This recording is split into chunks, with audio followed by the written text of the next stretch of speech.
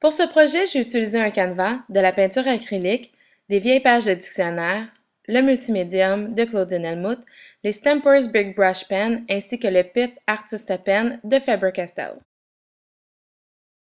Tout d'abord, j'ai commencé par coller mes feuilles de dictionnaire avec le multimédium mat de Claudine Helmut. J'ai appliqué généreusement le multimédium sous mes feuilles de dictionnaire et par-dessus celles-ci. Avec un pinceau bien saturé d'eau, j'ai appliqué du gesso aléatoirement sur mon canevas. Avec un linge humide, j'ai atténué le gesso à quelques endroits. J'ai utilisé les Studio Paint de Claudine Helmut. Je les adore, ils sont riches en couleurs et sont de très grande qualité. Et même si on les mélange ensemble encore et encore, ils garderont toujours la texture crémeuse.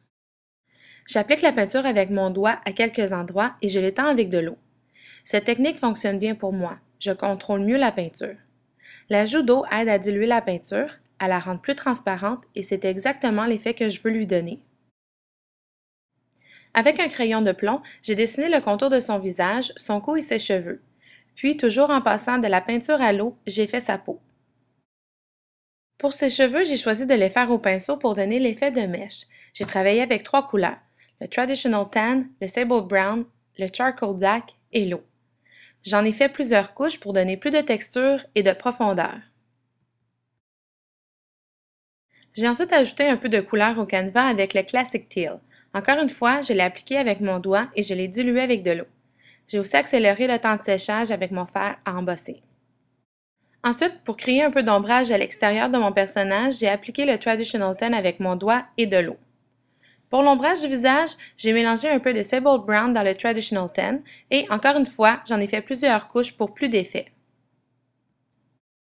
Pour la fleur de ses cheveux, j'ai fait une base avec du gesso pour cacher ses cheveux foncés et j'ai fait sécher au fer embossé. J'ai ensuite ajouté la couleur Dash of Red généreusement avec mon doigt et sans lui laisser le temps de sécher, j'ai ajouté du blanc. Je suis revenue ensuite avec le Dash of Red, ce qui a donné du mouvement à ma fleur. Puis j'ai fait sécher le tout au fer embossé. Avec un pochoir, j'ai ajouté de l'embossing paste dans les coins de mon canevas. Mais bon, ce n'était pas du tout un succès, je n'aimais pas le noir sur le canevas, il y en avait beaucoup trop. Je l'ai donc retiré après quelques minutes avec un linge humide. La pâte a emporté avec elle la peinture, mais en laissant quelques traces de noir. J'adore l'effet que ça donne, comme quoi il n'y a aucune erreur en scrapbooking. C'est le mélange des textures et des médiums qui caractérise le mix média et qui lui donne toute sa beauté.